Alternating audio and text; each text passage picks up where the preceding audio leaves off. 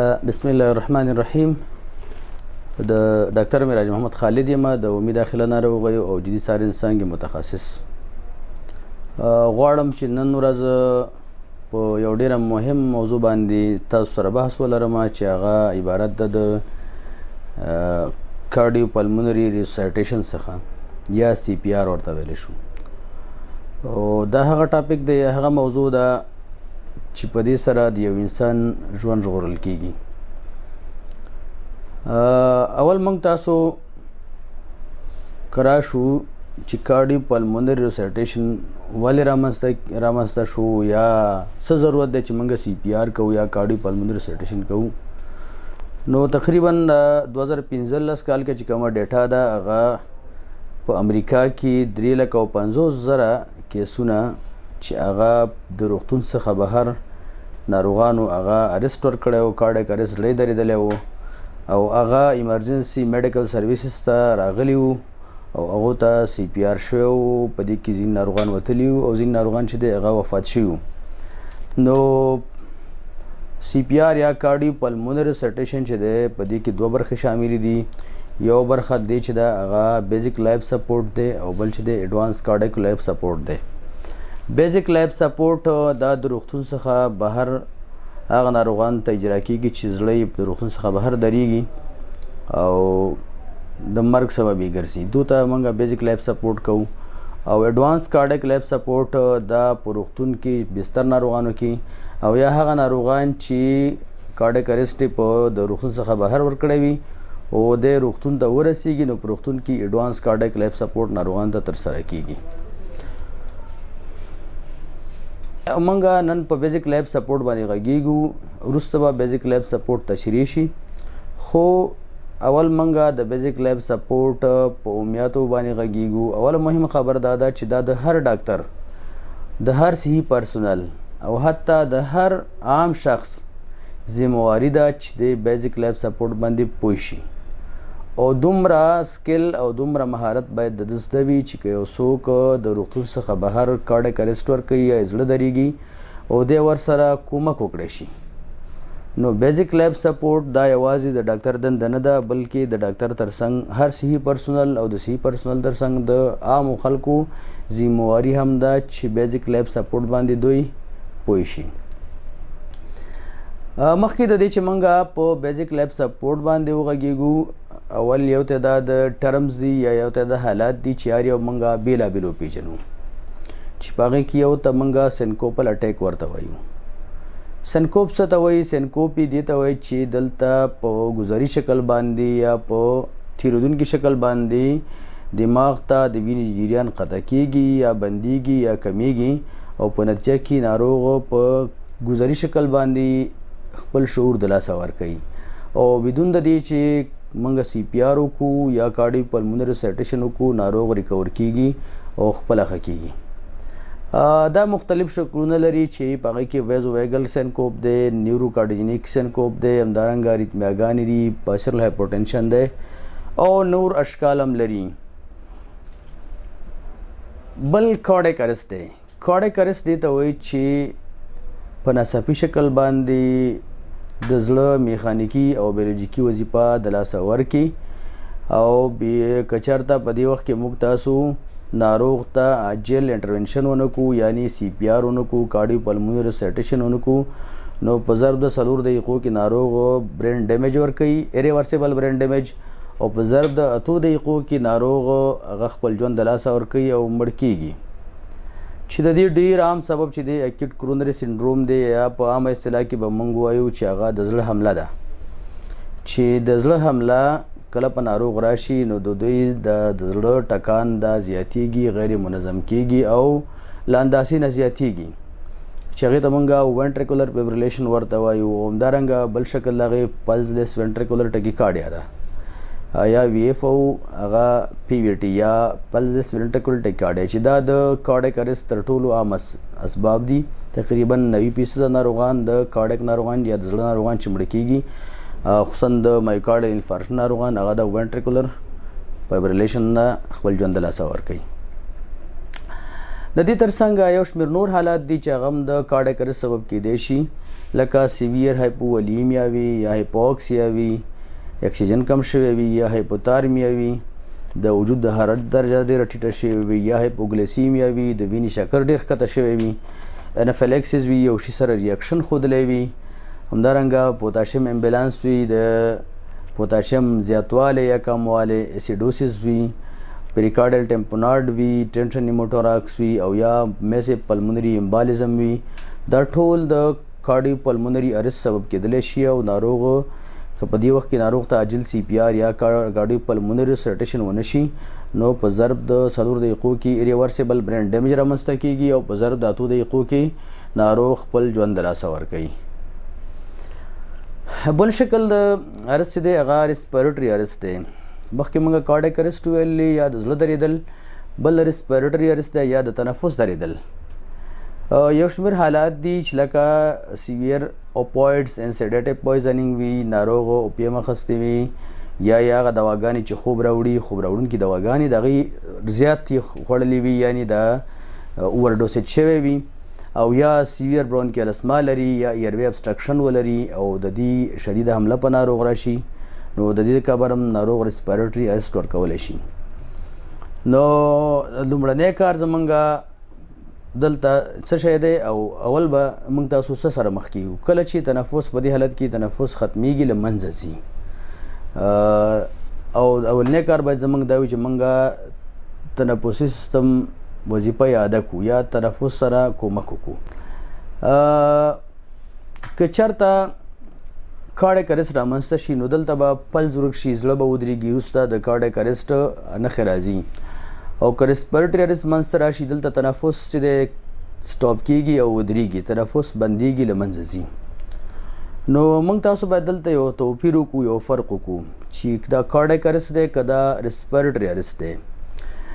کیدای شي یو ناروغ ریسپیریټري ارست ورکړي خو کارډیک ارست یې نه ورکړی، نو په دې وخت کې باید موږ تاسو ناروغ ته تنفس ورکړو، نه دا چې ناروغ ته چست کمپریشن وکړو یا ناروغ ته سی پی آر.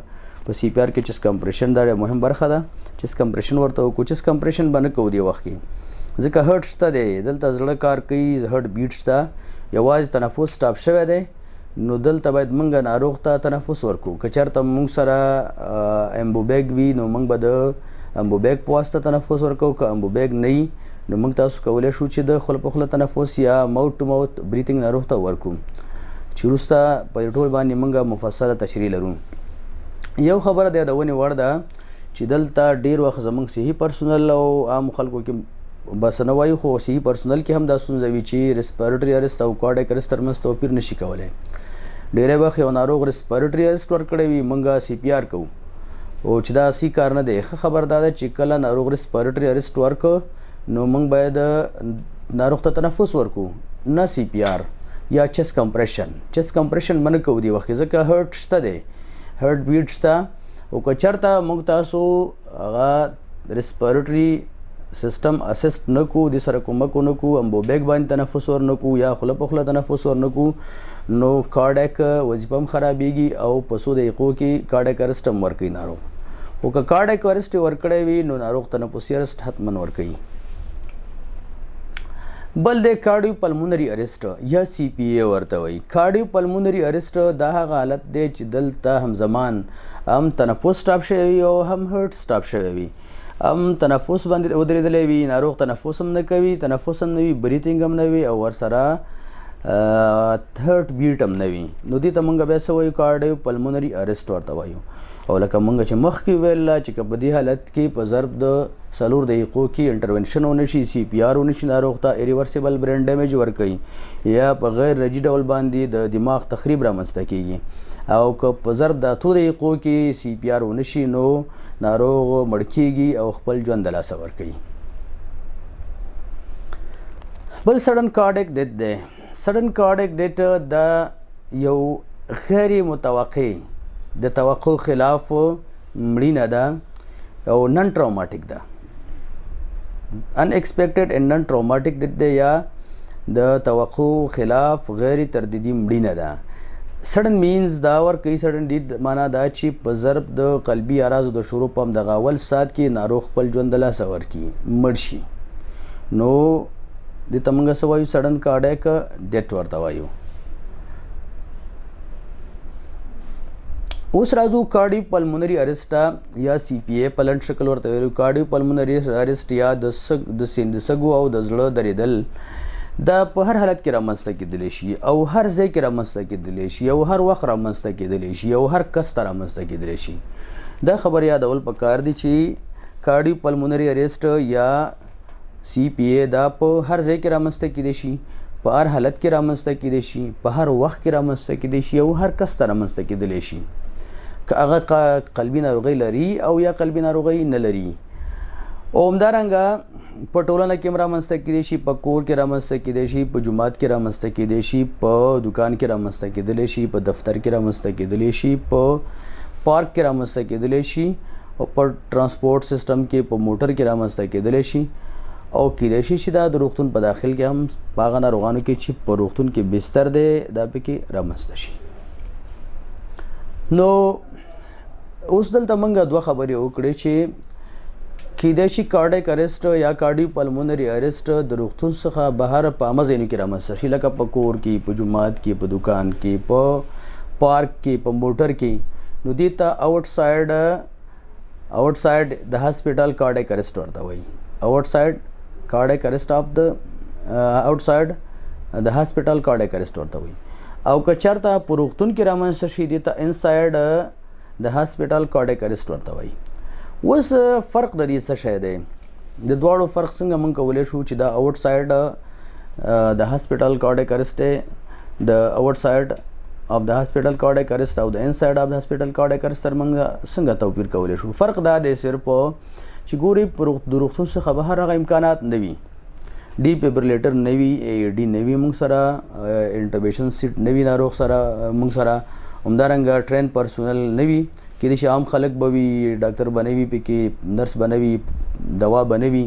نو دا د روغتون څخه بهر خبرې دي. او په روغتون کې به ټرین پرسونل وي، هلته ټول امکانات کارډیک مانیټور وي، ډیفیبریلیټر وي او ټول امکانات هلته موجود وي. نو دوایانې موجودې وي، هغه دوایانې چې کارډیک ارست کې استعمالیږي لکه اپینفرین، نور انټي اریتمیک دوایانې لکه امیډاران، دا دوایانې موږ په روغتون کې لرو. نو فرق دا دی چې په د روغتون څخه بهر امکانات نه وي او د روغتون داخل کې بیا کافي اندازه امکانات د کارډیو پلمونري ارست د مخنیوي دپاره یا د درملنې دپاره داسې موجود وي.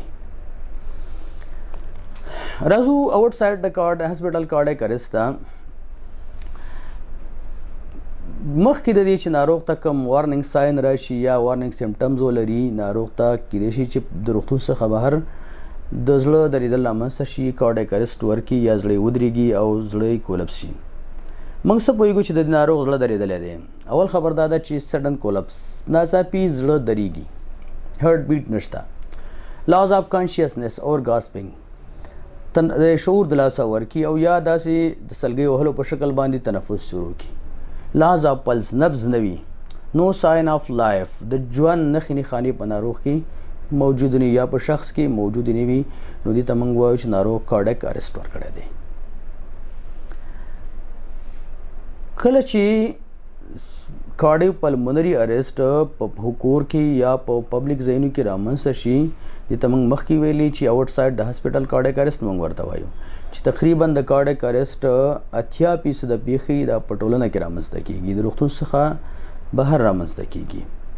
او دلته نو اوس دې ته ضرورت دی چې یو ښه نجات ورکوونکی وي چې هغه ټرین شوی وي او د ناروغ ژوند وژغوري.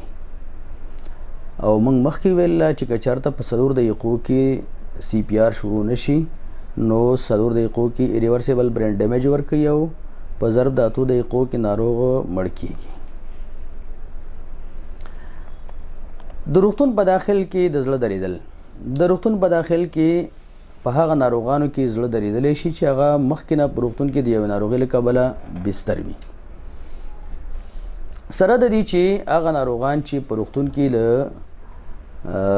له مخکې نه د بلې ناروغۍ له کبله بستر وي، موږ کولی شو چې هغه کارډیک ارست ورکړي. نو دلته امکانات ډېر زیات وي، لکه مثلا موږ مخکې ویل کارډیک مانیټور وي، ډیفیبریلیټر وي، ټرین پرسونل وي، ډاکټر وي، نرس وي، پارامیډکس وي. دوايانې وي لکه اپینفرین وي یا اډرینالین، همدارنګه اټروپین، نیلوکزان او د دې تر څنګ څومره امیډاران، څومره دوايانې استعمالیږي، ګلوکوز، ټول شیان موجود وي. خو د دې ټولو سره سره هم د دې ناروغانو آوټکم نسبتا آوټ سایډ اف د هاسپټل ته نسبتا یو څه اندازه کم دی. او د هغې دلیل دا دی چې دغه ناروغان آلریډي مریضان دي، د مخکې نه مشکل لري، د مخکې نه هیموډینامیکل انسټیبلیټي لري یا داسې ناروغي لري چې هغه خطرناکه ناروغي ده. خو که د امکاناتو په اساس باندې ووایو نو په دې ناروغانو کې بیا آوټکم ښیي، ځکه د روغتون څخه بهر دغه امکانات بیا وجود نه لري، نو ځکه د ناروغ د ژوند چانس چې دی هغه بیا کم وي د روغتون څخه بهر. امریکن هارټ اسوسییشن هغه وایي چې دغه کم ناروغان چې د روغتون څخه بهر کارډیک اریسټ ورکوي د هغې آوټکم کم دی، د هغې چانس د ژوند کمی نسبت هغه ته چې په داخل د روغتون کې کارډیک اریسټ ورکوي، ځکه د هغو دلیل دا دی چې په روغتون کې کافي اندازه امکانات، روزل شوی پرسونل، دوايانې، هر څه موجود وي. نو د کارډیک اریسټ په ژغورنو کې تر ټولو ډیر مهم چې هغه چین اف سروایول اینڈ انساید هاسپټل کارډیک اریسټ سیټینګ هغه د کارډیک اریسټ څخه مخنیوی دی. نو مهمه خبره د سروایول اف انساید اف د هاسپټل کارډیک اریسټ کې مهم لینک چې دی هغه پریونشن دی. څنګه کولی شو چې د کارډیک اریسټ څخه مخنیوی وکړو؟ هغه دا داسې مخنیوی کیږي چې ګورې موږ ناروغ د خپلې څارنې لاندې نیسو.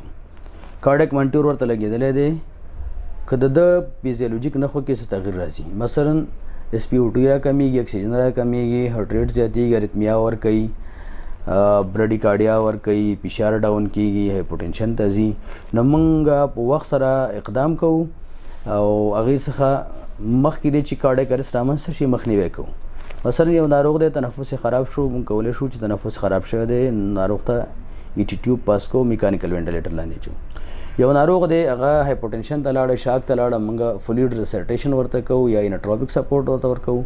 یو ناروغ دی هایپوکسیمیا ته لاړو، اکسیجن تراپي ورته کوو. یو ناروغ دی هایپوګلیسیمیا ته لاړو نو هغه موږ ګلوکوز ورکوو ورته.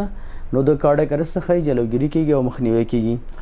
او په هغه صورت کې چې کله ناروغان د کلوز مانیټورینګ لاندې ونیول شي، نو د انساید اف د هاسپټل کارډیک اریسټ څخه د ژغورنې په چین کې یا په زنځیر کې یو مهم لینک هغه یا حلقه چې ده هغه د کارډیک اریسټ څخه مخنیوی دی. او مخنیوی په هغه صورت کې کیږي چې کله موږ ناروغ د هغې فیزیولوژیک پارامترونه مانیټر کړو، وڅارو. دلته موږ آؤټسایډ اف د هاسپټل کارډیک اریسټ کې موږ یو چین اف سروایول لرو چې دلته اکټیویشن اف ایمرجنسي ریسپانس، عاجل امبولانس ته زنګ وهي. مثلا په افغانستان کې خوشبختانه اوس په ننګرهار کې 102 شمیره د امبولانس ته ننګرهار امبولانس په نوم باندې چې عاجل ناروغان دپاره د عاجل ځانرسي او د مریض انتقالولی شي.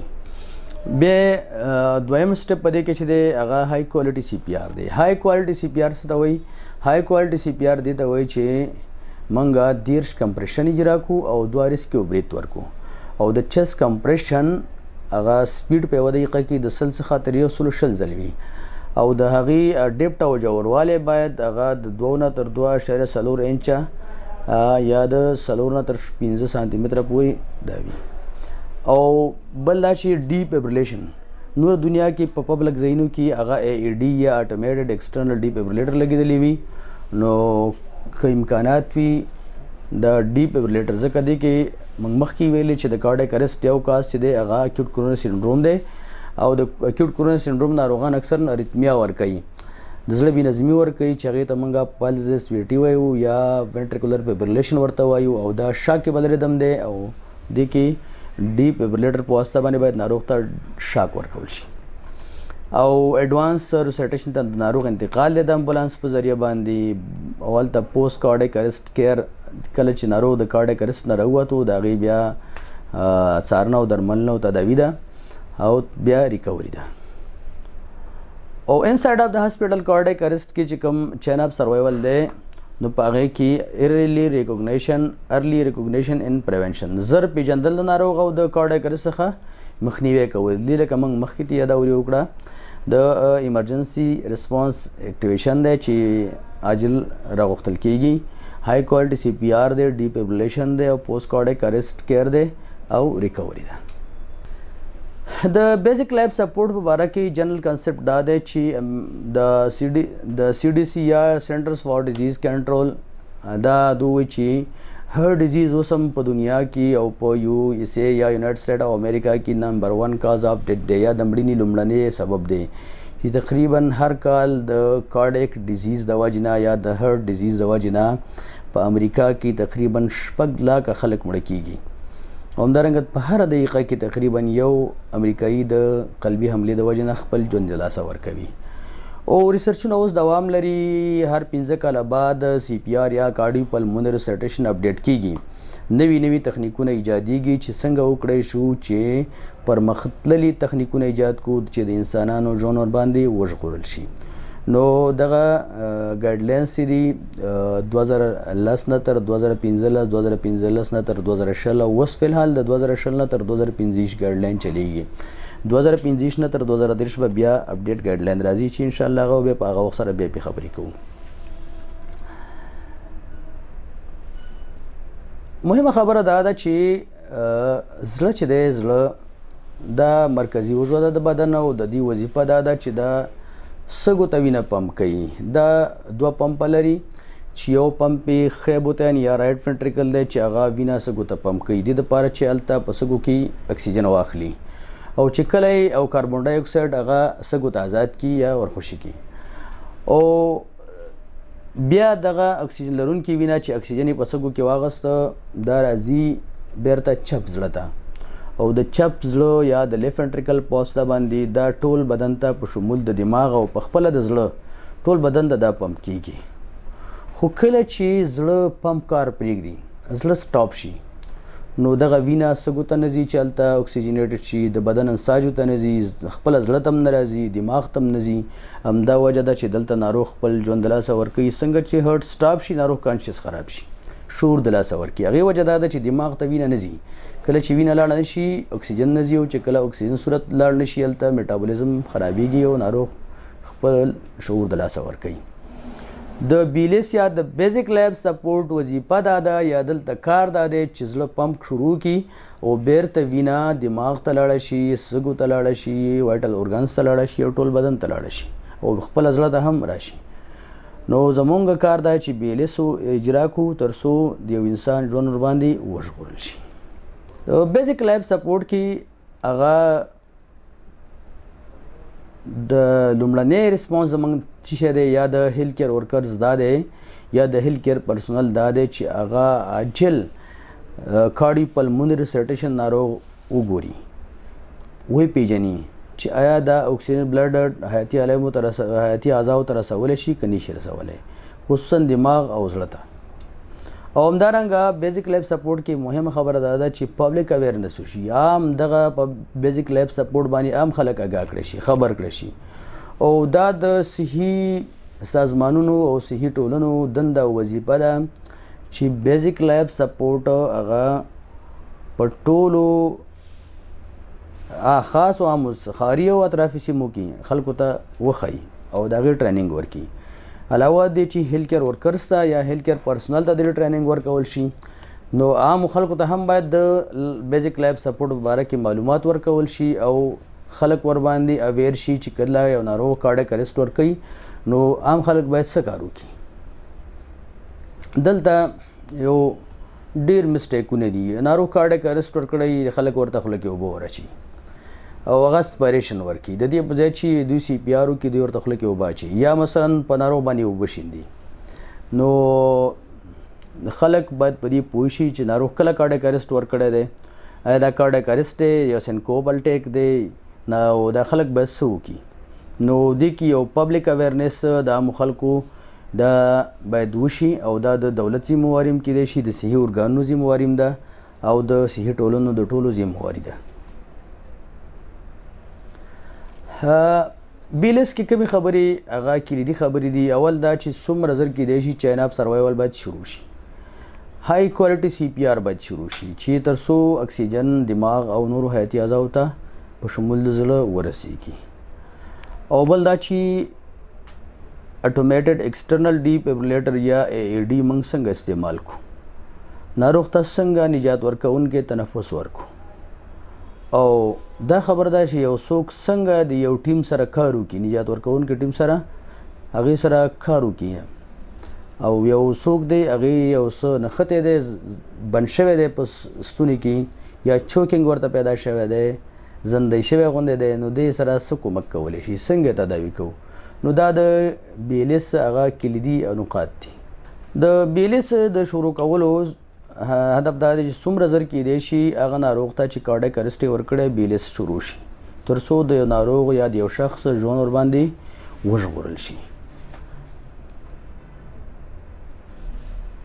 نو کارډیک ریسټیشن کې مهمه خبر دا ده چې کله ناروغ کارډیک اریسټ ورکړ یو شخص کارډیک اریسټ ورکړ نو بیزیک لایف سپورټ باید عاجل شروع شي څومره چې د بیزیک لایف سپورټ یا د CPR یا کارډیو پلمونری ریسټیشن او همدارنګه د ریسپیریټري سرکولیټري اریسټ ترمنځ فاصله زیاتیږي هماغومره د ناروغ د ژوند چانس کمیږي او څومره چې زر امکان لري او CPR څومره زر شروع شي هماغومره د ناروغ د ژوند چانس زیاتیږي نو اول باید د کارډیک اریسټ ناروغ وپیژنو او بیا دا چې موږ ایمرجنسي سرویسز وپیژنو هغې ته موږ عاجل خبر ورکو او زر عاجل های کوالټي CPR شروع شي او ارلی ډیفیبریلیشن او ارلی ایڈوانس کارډیک لایف سپورټ ته ناروغ انتقال شي او بیا پوسټ ریسټیشن کیر د ناروغ شي او بیا ریکوري چې دلته موږ هغه اډلټ چین اف سروایول ذکر کړی دی چې په هغې کې اول اکټیویشن اف ایمرجنسي ریسپانس دی او بیا ارلی CPR شروع کول ډیفیبریلیشن وت AED او ایڈوانس لایف سپورټ ته د ناروغ انتقال دی او پوسټ کارډیک اریسټ کیر دی د ناروغ او ریکوري ده کارډیک اریسټ په ماشومانو او په شوده خوړونکو ماشومانو کې هم رامنځته کیدلی شي په غټو ماشومانو کې او په انفانټ یا د شوده خوړونکو ماشومانو کې هم رامنځته کیدلی شي د یادونې وړ ده چې په ماشومانو کې او په انفانټس کې یا شوده خوړونکو ماشومانو کې د کارډیک اریسټ عمده علت چې دی هغه ریسپیریټري پرابلمونه دي نه هارت ډیزیز ماشومانو کې هارت ډیزیز ډیر کامن نه وي او د هارت ډیزیز د وجې دوی کارډیک اریسټ هم نه ورکوي معمولا دوی چې د کارډیک اریسټ ورکوي هغه د ریسپیریټري پرابلم د وجې نه ورکوي نو په دې وجه باندې لومړنی او مهم سټیپ په پیډیاټریک چین اف سروایول کې هغه پریونشن دی چې د ریسپیریټري اریسټ څخه مخنیوی وشي یا د ناروغ ریسپیریټري ستونزه هغه حل شي که هغه اپر ریسپیریټري ابسټرکشن وي فورن باډي اسپایریشن وي سیور برونکیل اسما وي او که هر علت وي اول اوس راځو بیلیس یا بیزیک لایف سپورټ فار ایډلټس د کاهلانو دپاره یا د غټو ناروغانو دپاره موږ یا د غټانو دپاره موږ بیزیک لایف سپورټ څنګه ترسره کوو نو دلته باید په بیلیس کې چې موږ د کاهلانو دپاره اجرا کوو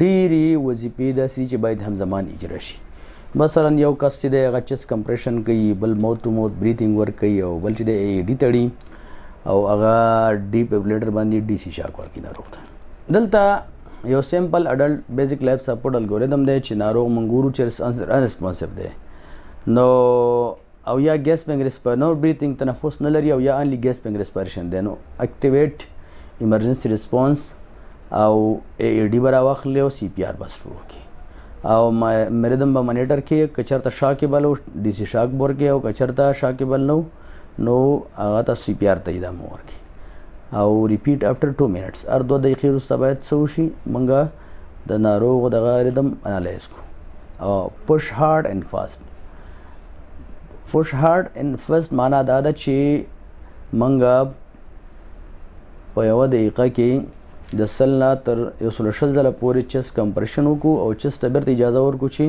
هغه ریکایل شي بیرته پراخه شي او همدارنګه سینه باید د 15 سانتي مترو په اندازه باندې ښکته کړل شي اوس ګورو چې یو ناروغ کارډیک اریسټ ورکړی دی او موږ تاسو یو نفر یو نور څوک نشته یو ته یو کس دی هغې اریسټ ورکړه او ته ورته ځان ته ولاړې ون ریسکیور بیلیس یو نجات ورکوونکی بیزیک لایف سپورټ کوي نو څه به کوي لومړی کار چې دی هغه بي سیف خپل ځان به ساتي محفوظ کې به تاسو به ګورئ چې دا ساحه چې ده د سانه ده محفوظه ده دې کې ستونزه نشته مثلا د بجلی لین نشته، اور نشته دی، انفجاریه مواد نشته دی. داسې نه چې تاسو د بل کس د ژغورلو کوشش کوئ خپل ژوند ورسره په خطر کې واچوئ. اول باید تاسو صحنه وګورئ که هلته د بجلی لینونه وي یا مثلا هلته اوبه وي یا داسې وي چې څه انفجاریه مواد وي، نو تاسو به کوشش کوئ چې ځان وساتئ. ناروغ به که چېرته مثلا یو کس دی موټر وهلی دی، موټر نه غورځېدلی، نو تاسو باید د ټریفک نه دا لرې کړئ، یو طرف ته به یې کوئ. که چېرته کس په اوبو کې غورځېدلی وي، تاسو به ناروغ د اوبو نه راوباسئ، په اوبو کې به سی پي آر نه کوئ، ناروغ به اوبو نه راوباسئ او وچ به یې کوئ. که چېرته یو څوک په اوبو کې ډوب شوی وي، د اوبو نه باید راویستل شي، وچ کړی شي. او همدارنګه که ولاړې اوبه وي او حوضونه وي، نور ګټر او دا شیان وي، نو کس پکې غورځېدلی دا باید د هغې نه راویستل شي او بهر او وچ کړی شي. او بیا دا خبره ضروري ده چې تاسو مطمئن کړئ ځان چې تاسو خپل ځان انجرډ نه کړئ. اوس به ناروغ تاسو ارزیابي کوي چې ناروغ به په اوږو باندې ووهئ او غږ به پرې په تیزه باندې وکړئ چې څنګه یې څنګه یې.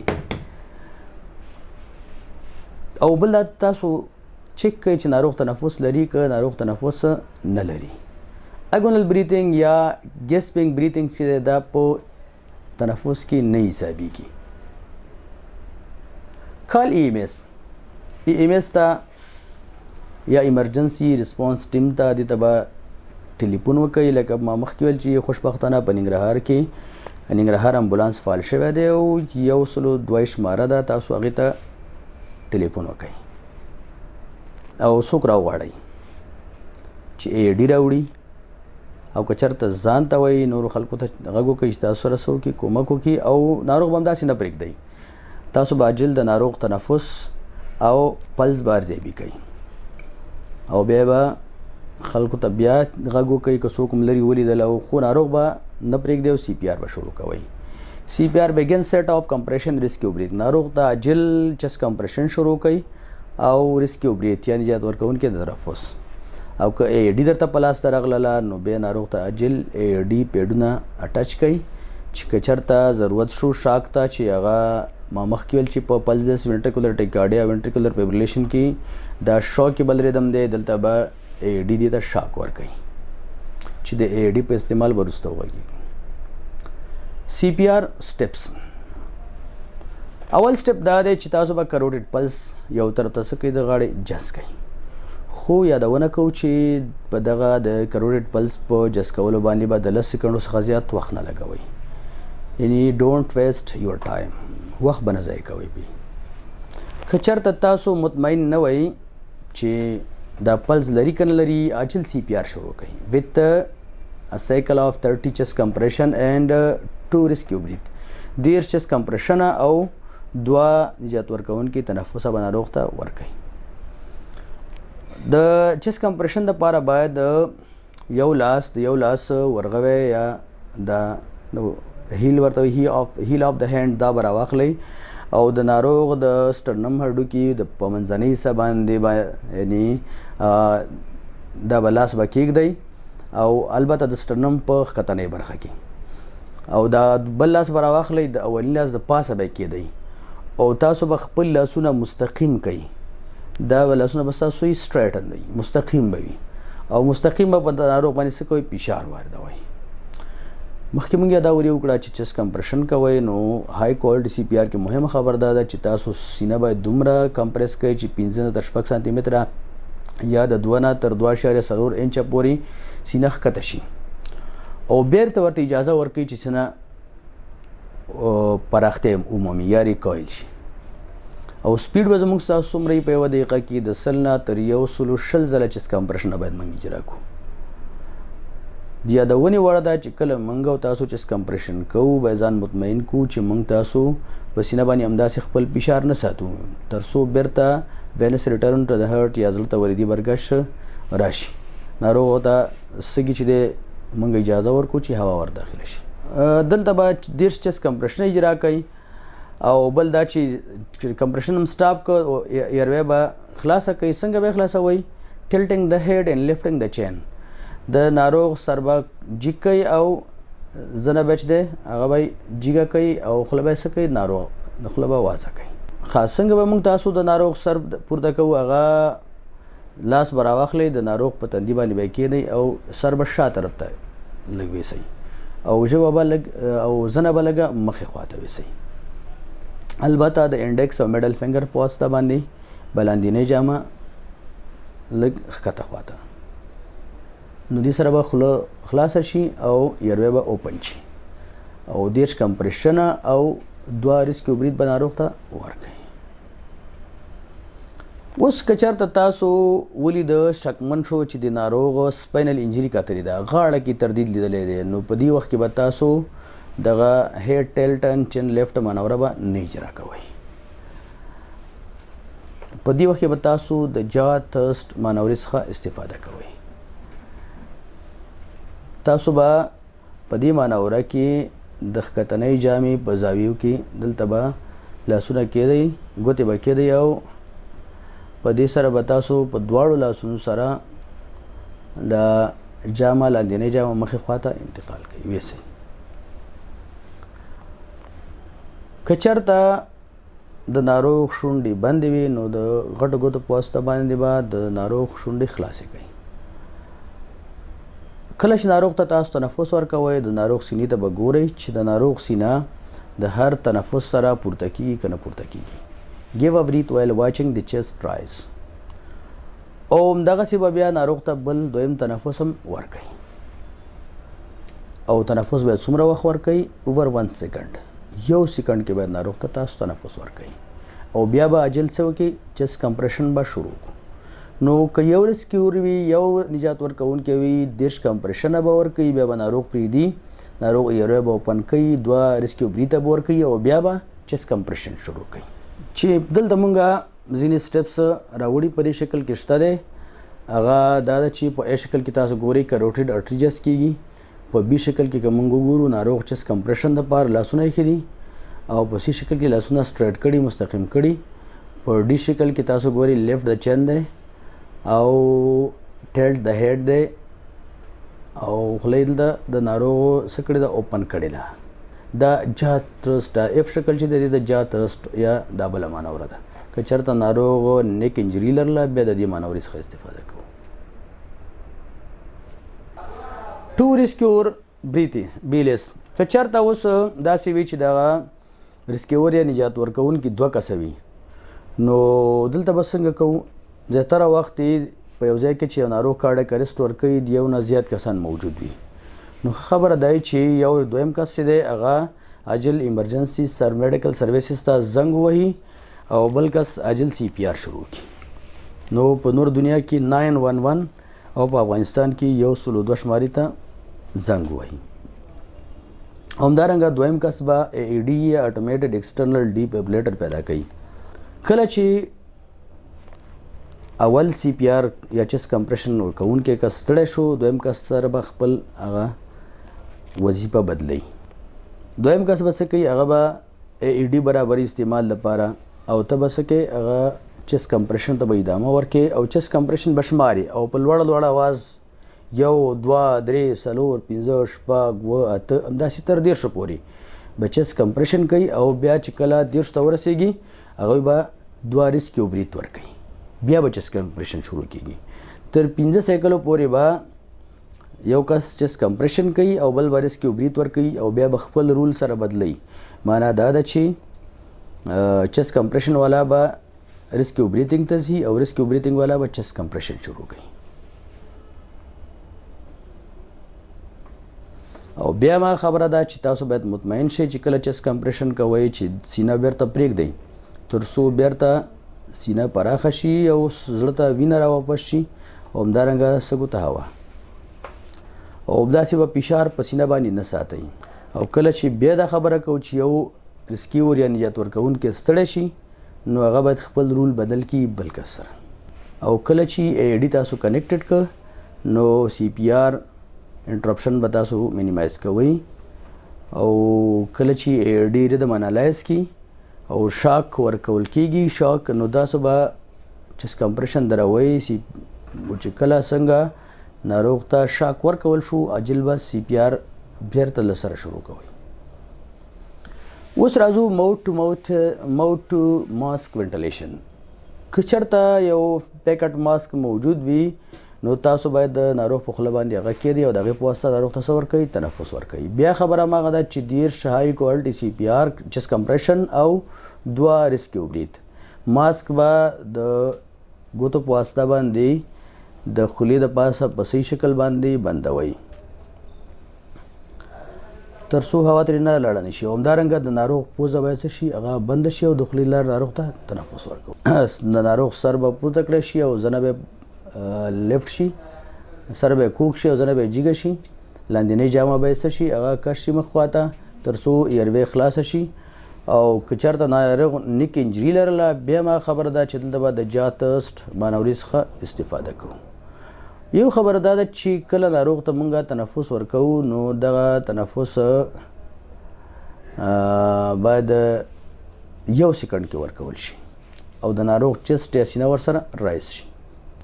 او که چېرته بیگ ماسک وینټیلیشن په 2 ریسکیور بریتنګ کې په 2 ریسکیور په CPR کې که چېرته بیگ ماسک موجود وي نو یو کس چست کمپریشن کوي او دویم کس چې دی هغه بیگ ماسک راخلي او هغه د ناروغ په خولې باندې ږدي.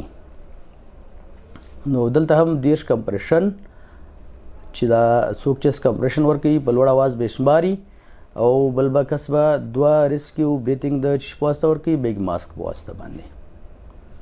نو بیگ ماسک به داسې کېدي چې هغه به دغه انډکس فنګر او ټرم ګوته یا د غټه ګوته او د اشارې ګوته دا به راخلي او دا به د دې ماسک د پاسه داسې کېدي لکه د سی د حرف په شان باندې او د نورو ګوتو په واسطه باندې به د ناروغ ایروې خلاصي لکه د ای د حرف په شان باندې.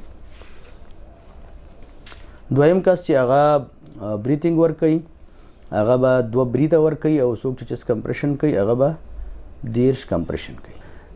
دلته موږ ګورو چې دغه شکل چې ګورو دا نو دا ماسک وینټیلیشن دی.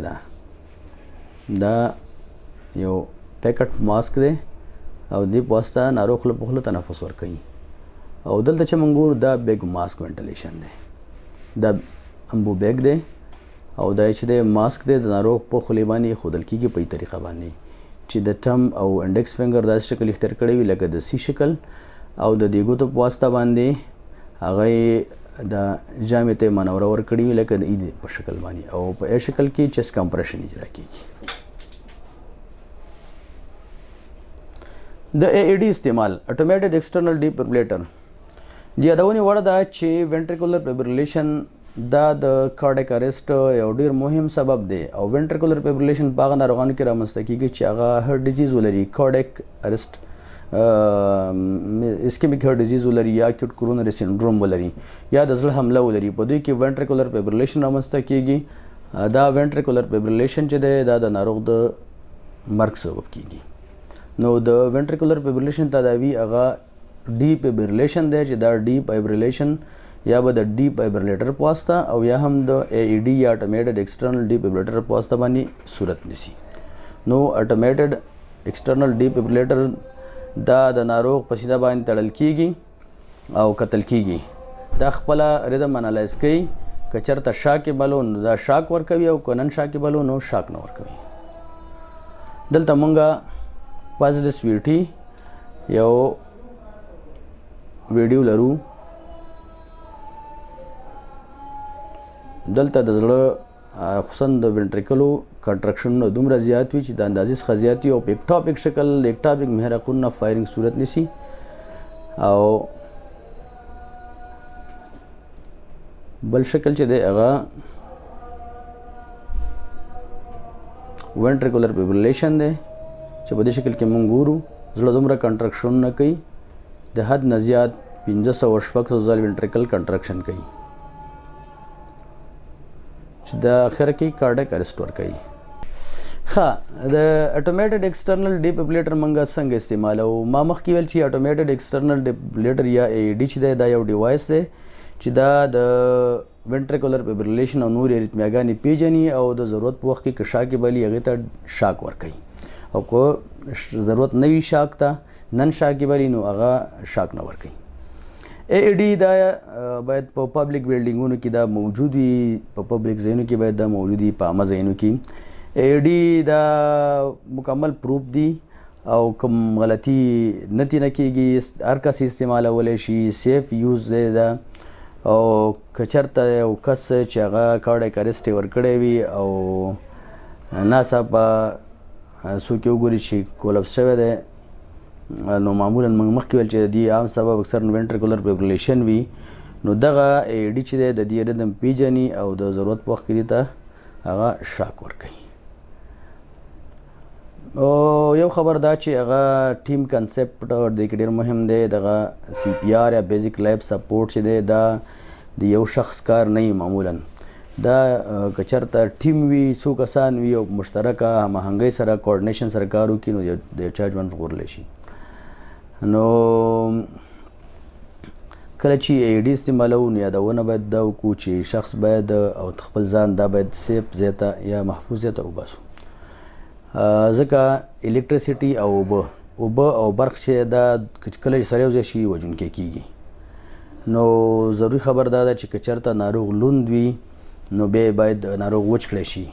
په هغه حالت کې چې ناروغ لوند وي باید اے ډي استعمال نه شي. او بل هغه څوک چې اوبو سره په کنټکټ کې هم اے ډي باید استعمال نه کړي.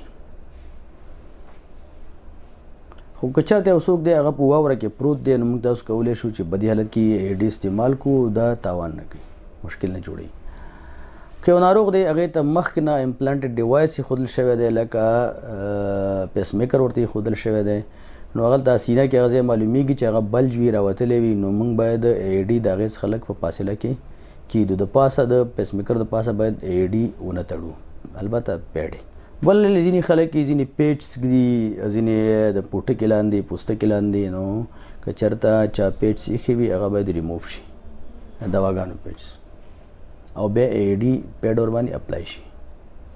دلته سټیپس دي، په دې شکل کې په اے شکل کې دا اے ډي دی، په بي شکل کې چې کوم ګورو شخص دی لوس کړی شوی دی، مکمل لوس شي باید، او بیا سی شکل کې موږ ګورو چې ښي طرف کې د بریس د پاسه او په چپ طرف کې باید د تخرګ لاندې اے ډي دا د دې پیډس کېښودل شي.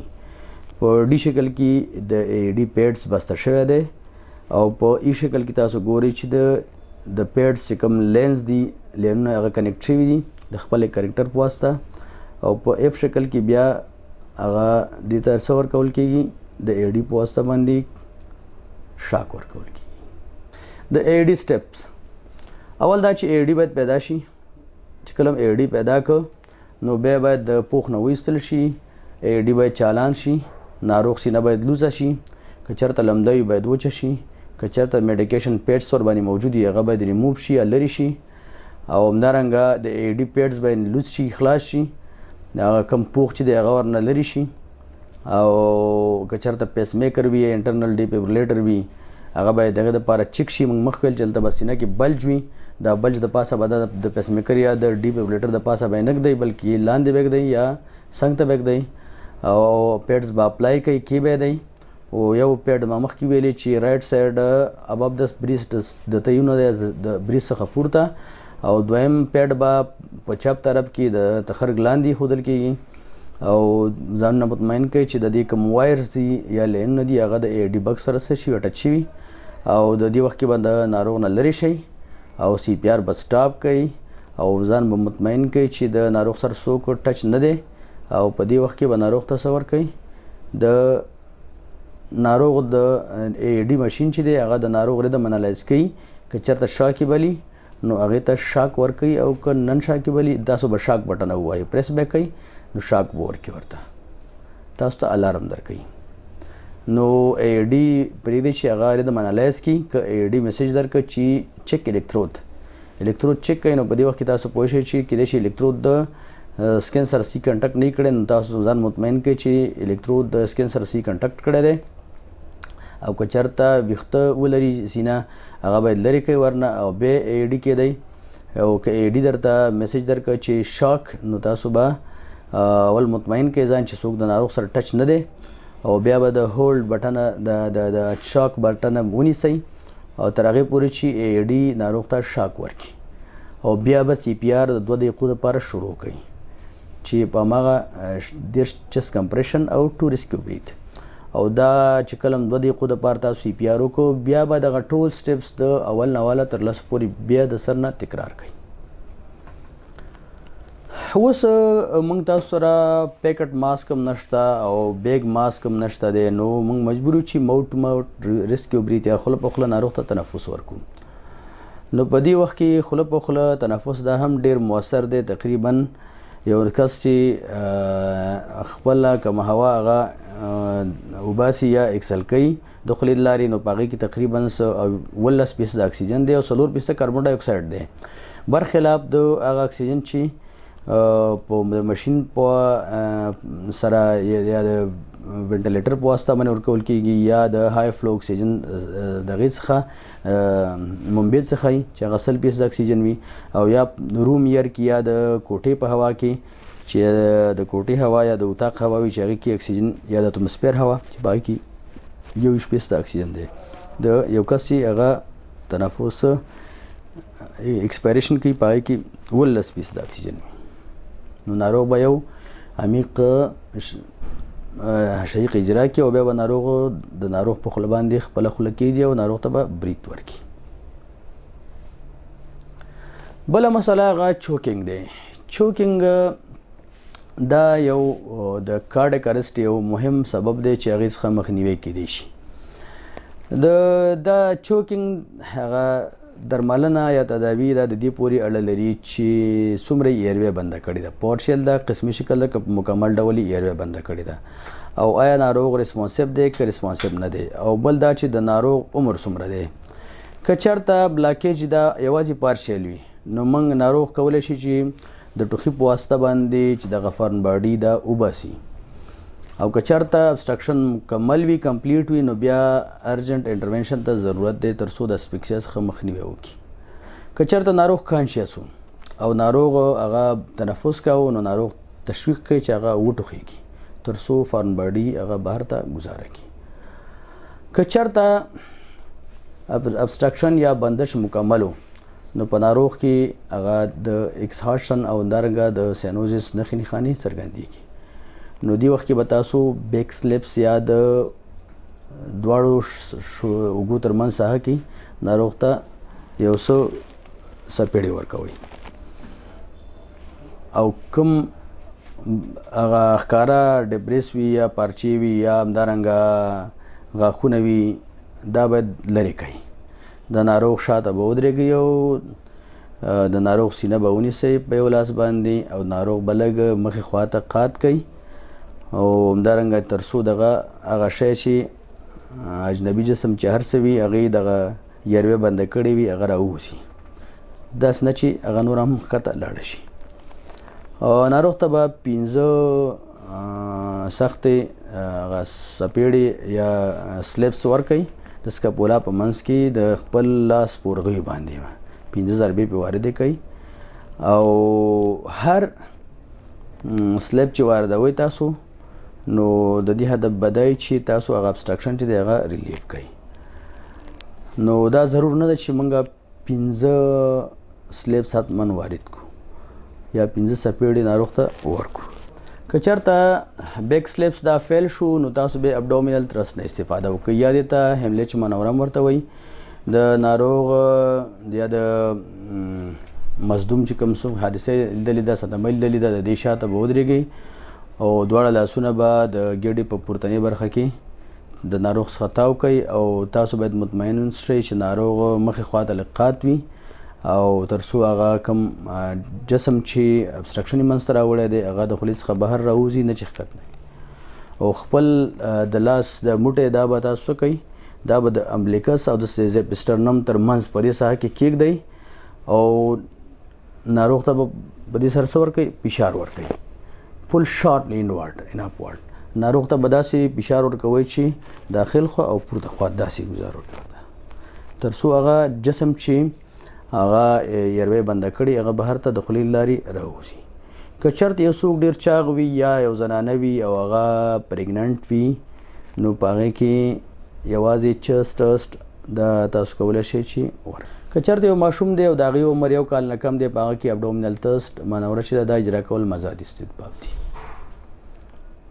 5 بیک سلیپس یا په شا باندې څپېړې او 15 دانې ابډومینل تسټ اجرا کوي تر څو ابسټرکشن څه شي ریلیف شي او یا ناروغ شعور د لاسه ورکړي او که شعور یې د لاسه ورکړه بیا چست کمپریشن او سی پی آر ورته شروع کوي. دا چې کومه ده دا نو د چوکینګ هغه یو مهم ساین دی چې ناروغ خپل مرۍ دغسې نیسي په دې شکل باندې. چوکینګ په اډلټس او په چلډرن کې که مایلډ ابسټرکشن وي نو ناروغ تنفس کوي کیدای شي ویزینګ ولري نو دې وخت کې د ناروغ سره ودرېږئ او ناروغ آرام وساتئ او همدارنګه تشویق یې کوئ چې وټوخېږي او همدارنګه ایمرجنسي رسپانس ته تاسو زنګ ووهئ. او که چېرته سیویر ابسټرکشن وي نو په دې وخت کې به ناروغ خپله مرۍ نیولې وي لکه مخکې چې موږ هغه یونیورسل ساین آف چوکینګ په شکل کې ولیده یا به ضعیف او یا به ټوخی نه لري ناروغ به خبرې نشي کولی او یا به ډېر لږ او یا هېڅ تنفس نه لري او کیدای شي ناروغ سینوټیک وي نو په دې وخت کې ابډومینل ترس اجرا کوي چې تر څو د ابسټرکشن ریموو شي. همدارنګه 911 ته زنګ ووهئ او بیلس که چېرته ناروغ ان ریسپانسیو و بیزیک لایف سپورټ ناروغ ته شروع کوي. دا د هیملیج مانورې هغه شکل دی چې په دې شکل باندې هیملیج مانوره څه کېږي ترسره کېږي. د A شکل دی د B شکل دی او د C شکل دی. نو دا د سی پی آر او بیا خصوصا د بیزیک لایف سپورټ په اړوند یو لنډ معلوماتو چې تاسو ته وړاندې شو. الله جلاله دې وکړي چې ستاسو د خوښې وړ ګرځېدلي وي. مننه.